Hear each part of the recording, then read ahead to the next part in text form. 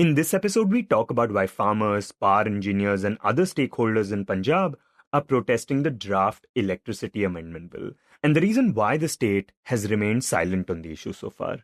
We also give you updates about the Delhi Red Fort blast case, including a major crackdown taking place in Jammu and Kashmir. But we begin today by talking about Nitish Kumar's most controversial policy in the past 2 decades. Hi, I'm Shashank Bhargava, and you're listening to Three Things, the Indian Express news show. In the lead-up to the Bihar polls, with the results set to be announced tomorrow, we've been breaking down the state's political landscape. We've talked about what the Mahagathbandhan is promising this time and why the RJD still finds it hard to reach beyond its core voters. We've also looked at the new face in the mix, Prashant Kishore, and how he has tried to change the tone of the election this time. And of course, we've talked about Nitish Kumar, the man who's been at the center of Bihar politics for 2 decades, and why so many people still have their hopes pinned on him. But today, we're looking at one policy that's drawn perhaps the most criticism his way, a move that's led to the incarceration of thousands of men. We are talking about prohibition, which was introduced back in 2016 to tackle the problem of alcoholism. According to the government, alcoholism had become a huge problem in Bihar, especially in the rural belts, in the villages, and it was impacting the livelihood of people. That's the Indian Express's Deeptiman Tiwary, who has been reporting on Bihar for the paper. And the government thought that the youth is getting wasted through this, and it was leading to daily quarrels at homes and domestic violence. So, giving all these reasons, the government in 2016 completely banned sale of alcohol in Bihar. And since then, it has been there. And Bihar's prohibition is slightly more different than other states because there is punishment for consumption as well. So, if you illegally get alcohol and consume and you're caught, inebriated, then you might end up in jail. This is largely not followed in, most states where there is prohibition. And even in Gujarat, you can be penalized for being inebriated, but the checks in Bihar are much stricter. In Gujarat also, but in Bihar, there is police standing on the road and it is checking you with breath analyzers. You won't find this in Gujarat. That, in Ahmedabad, you're going to the mall and somebody shoves a breath analyzer in your mouth. It doesn't happen like that. But in Bihar, many places, especially in the border areas, you will see that, people are being shoved breath analyzers, when they're coming back from there or going anywhere, or on the highways, there is police standing and putting breath analyzers. So there is proper checking of consumption and not merely sale. And that has been one of the problems with the Bihar policy. And the punishment is quite severe. People end up in jail. Getting bail becomes difficult, especially for the poor. And then most of the poor end up languishing in jails for days together. And what is the penalty for consuming alcohol in Bihar?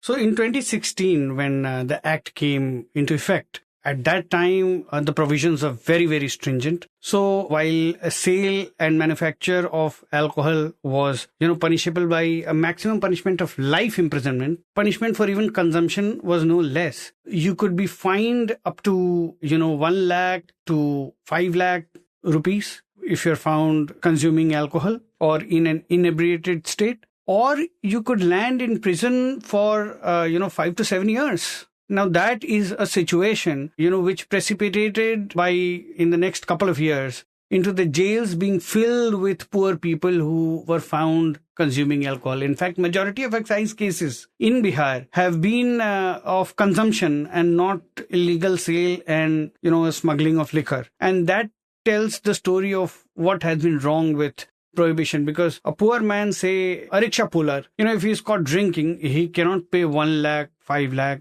fines. He cannot. So he ends up going to jail, and the jail is for 7 years. So he is looking at, even arranging a lawyer, arranging bail costs a lot of money. So he ends up being in jail for a long time before he can secure bail. So, we had a situation by 2018 in Bihar. The jails were just full of drunkards who had been caught consuming alcohol or were in an inebriated state, and police had picked them up and following the law, they had put them behind bars because they couldn't pay the fine. After a public uproar, there was an amendment which was brought in the act. And now, first-time offenders are let off with a fine of between 2,000 rupees to 5,000 rupees. And second-time offenders, if you're caught consuming alcohol for the second time, you will end up in jail for 1 year.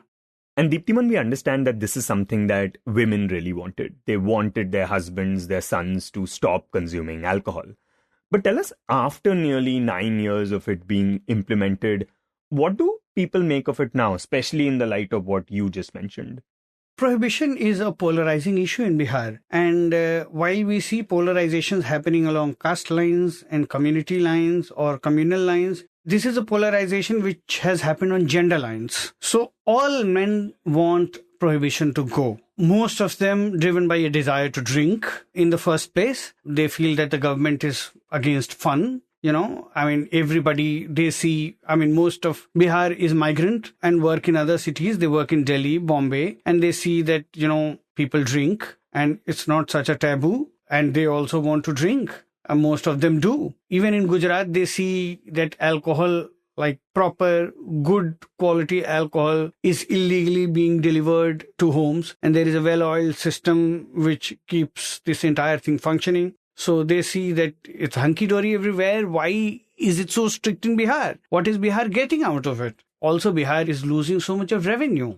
Before the prohibition was brought into place, Bihar was earning more than rupees 4,000 crore in excise. So people generally want that, this prohibition should either go or should be eased out in a manner that people can have and enjoy a drink and not go to jail for it. Yet the women have completely different point of view on this. They feel that this is a very, very good step. While they do criticize Nitish Kumar for not implementing prohibition in totality.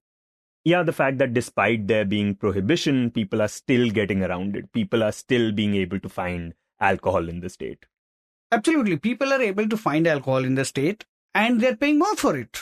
So say a 25 rupees country liquor will now cost you rupees 200. So for a daily wager, it's extra cost which he is going to deduct from his household. So in a way, for an alcoholic, you have made the life of his family worse because he is finding alcohol, he's paying for it and he's paying more for it. So he's taking that out of his household expenses. But yet women say that because of this law and alcohol becoming expensive, the habit of drinking has gone down. And, the price and the law have become prohibitive for many people. And the younger generation, at least, is not picking it up because only an alcoholic will take the risk of, going to jail because he cannot live without it. Others don't see the risk worth it.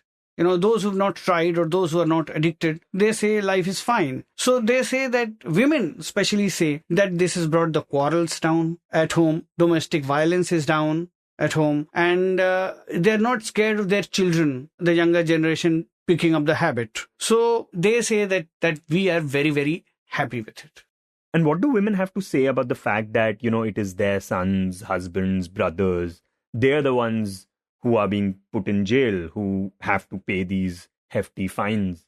Yes, they do criticize that the government has to find a way, that this is dealt with in a more humane manner. That is a universal opinion everywhere. But for that, they would not want prohibition to go. So they want the implementation and the policy to change, but not to go away.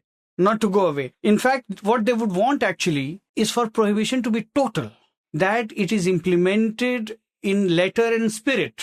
That illegal, manufacture of alcohol does not happen. Alcohol does not enter from other states. But then, as we know, the history of alcohol bans has never been successful. America saw it. It only gave rise to the underworld in America. We have seen in Gujarat, there is a parallel economy of alcohol which runs. So it has never been successful. Many people also suggest that probably a controlled sale of alcohol is a better idea. Like Kerala in between implemented it, where it controlled the sale of alcohol. You had to take permits and then, get in a really long queue in Kerala to get alcohol. So only the very, very desirous would get into that queue. So there have been, I'm sure, that the government is seized of the matter and will do something about it. But is the government seized of the matter? Because, apart from people being put in jail, having to pay hefty fines, government losing out on, excise duty. This has also given rise to spurious liquor being produced. So chances of you dying from that also increases. So does the Nitish Kumar government understand that? Governments all over are generally slow to react, especially to a policy that they have brought with great conviction. It happens with all people who have imagination, who take initiative. They get emotionally attached to such initiatives. So he brought a very, very stringent law with an eye on the women vote bank. It backfired, and by 2018, he had to bring in amendments to the law. So sooner or later, the governments will have to bend to the demands of the public. And during this election, did the opposition pick up this point at all? Did they talk about it? Oh, Jan Suraj has made it a poll pitch. Jan Suraj has called it an economic misstep, which has only made the poor in Bihar suffer. So it has said categorically that one of its first decisions after it comes to power will be lifting the ban on sale of alcohol. And it has quite a few takers, actually. And next we turn to Punjab, where a new storm is brewing over electricity.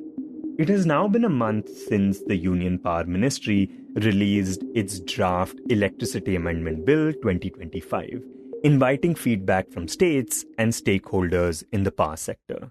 But the one state that has stayed completely silent on this issue is Punjab.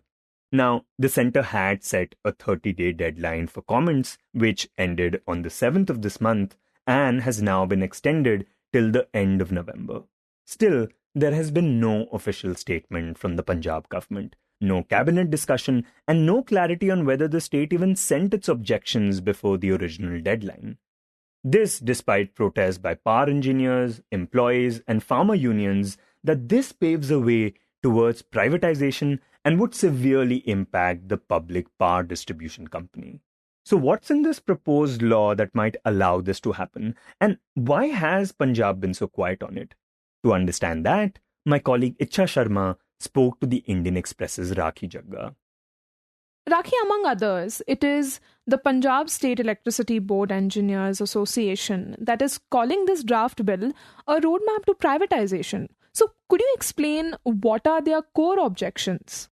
There is an amendment, section 14, which would allow multiple distribution licenses in the same area using the same network. Like they will be using the network of the state electricity board, and there will be so many companies there will be the multiple distribution licenses, like the multiple companies who will be available to the consumers. I mean, as the private companies to provide power supply. So enabling the private companies to cherry pick lucrative industrial and commercial consumers. And this amendment bill also proposes that the public distribution companies, like in Punjab, it is the Power Corporation, they will be then left with only the low revenue or the rural domestic consumers. And the power consumers say that this will weaken their financial status. And they said in order to meet the expenses, then ultimately the public distribution company, they will have to increase the tariffs for the households and the agriculture, and that will become again a problem for the states. I mean, if the consumer's tariff is increased, then the consumer will be unhappy.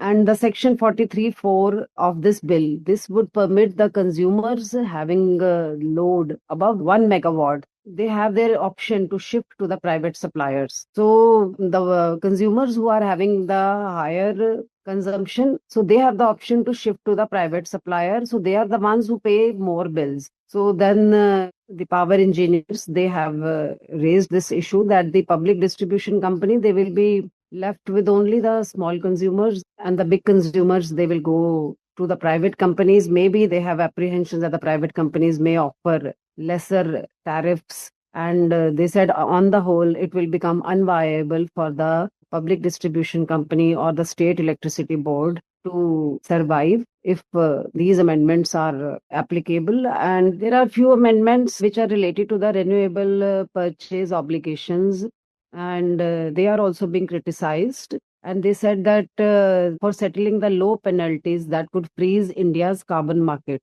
by effectively pricing carbon dioxide at only $5 to $7 per ton. This is what the feedback was given by the Punjab State Electricity Board Engineers Association. And they said that there are provisions in this bill that to expand the role of over-the-counter electricity trading platforms. So that's what I've already mentioned, that they have apprehensions that the private companies can manipulate and there can be opaque pricing. And because of that, the public distribution system that may collapse.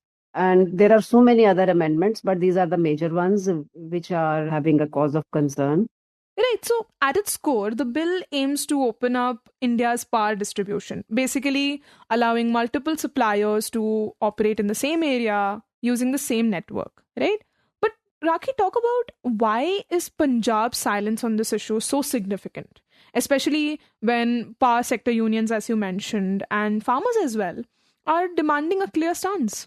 Yeah, the farmer union, the Sanyukt Kisan Morcha, which is the main body of the farmers all across the country, and they had written to the Punjab government, the Punjab body of Sanyukt Kisan Morcha, in the first week of November, that they should call a special Vidhan Sabha session and they should pass a resolution against this bill and send it back to the center. But no such Vidhan Sabha session was called. And although the power engineer, Punjab State Electricity Board Engineers Association, they on their own, they have sent their representation to the Union Power Minister Manohar Lal Khattar, who is the former Haryana Chief Minister. But they said that the suggestions which were supposed to be sent through the Punjab State Power Corporation Limited, the public distribution company of the power, they said that those suggestions, they have not been forwarded to the state government because the PSPCL, that's the main body which has to study that bill and send those suggestions to the state government, and ultimately the state government has to send it to the center. So far, state government has not even issued any statement. I have not heard any statement from the Punjab Chief Minister or the Power Minister on this subject so far. And the 30 days deadline was November 7. And by that day, only the power engineers and so many farmer organizations and civil rights activists, they had sent their representations to the center government directly. And there was no clarity whether the state government had sent the suggestions. And although I had a word with the CMD of Punjab State Power Corporation Limited, and I asked him if any of such suggestions have been sent, and he said, I'll get back to you on Monday or so.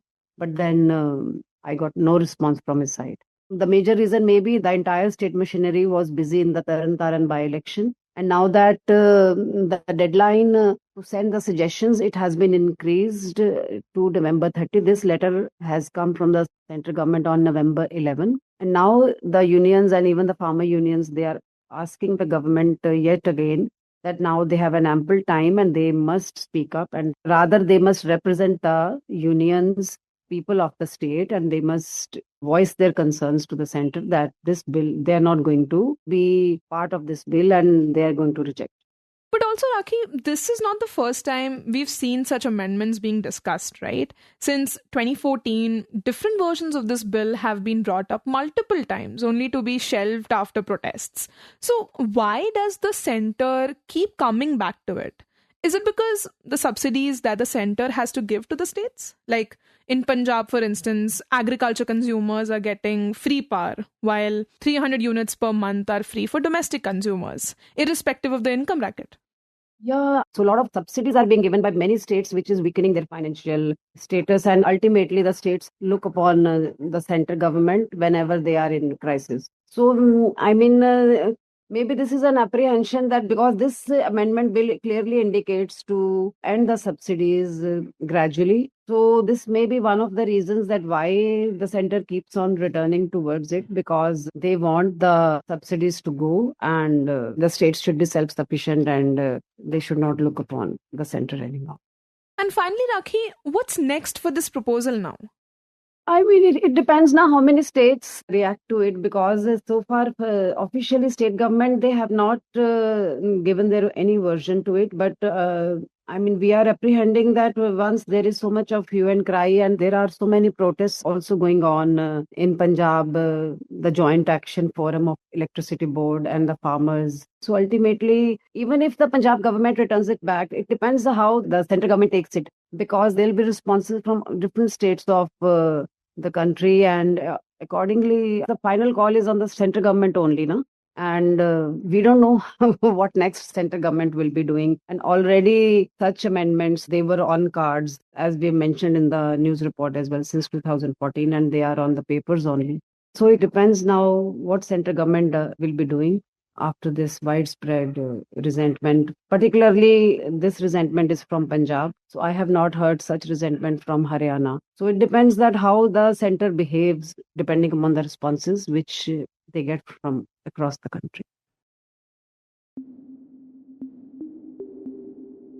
And finally, we turn to the latest developments in the Delhi Red Fort blast case.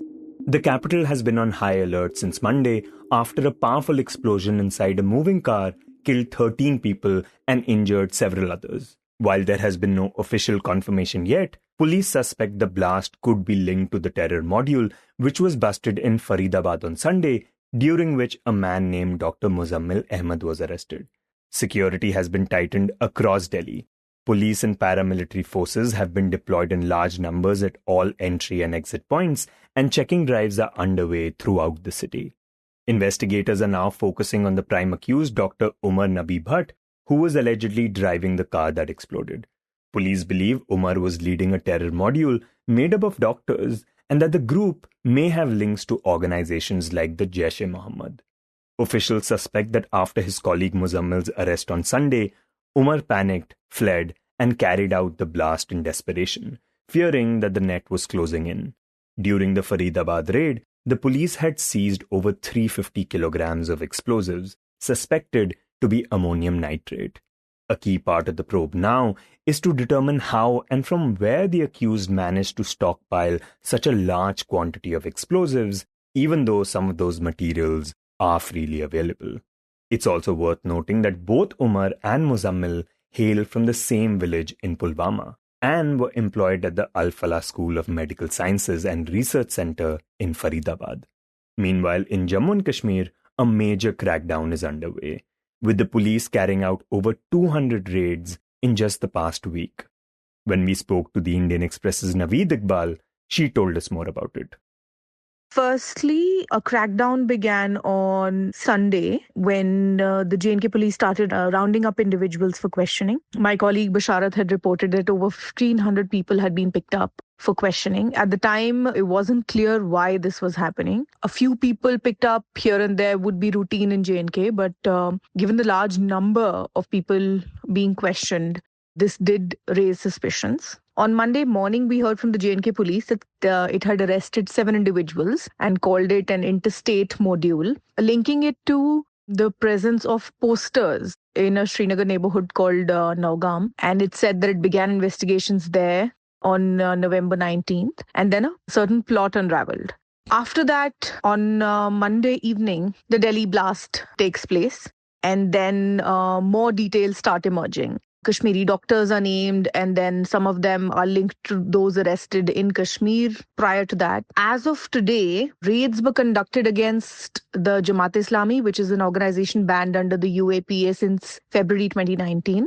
These raids took place in 9 police districts. And in Kulgam alone, 200 locations have been raided and over 400 cordon and search operations have been carried out just in one district alone. So other districts like Sopore, Avantipura, Badgam, Anantnag also have been raided, and primarily with the focus on members or affiliates of the Jamaat-e-Islami. Now, the police haven't made it clear how the Jamaat is linked to this episode or what the connections here are, but largely over the past 4-5 days, it's been a series of crackdowns and detentions here in Kashmir. You were listening to 3 Things by the Indian Express. Today's show was edited and mixed by Suresh Pawar and produced by Ichha Sharma and me, Shashank Bhargava. If you like the show, then do subscribe to us wherever you get your podcasts. You can also recommend the show to someone you think will like it, share it with a friend or someone in your family. It's the best way for people to get to know about us. You can also tweet us at Express Audio and write to us at podcast@indianexpress.com.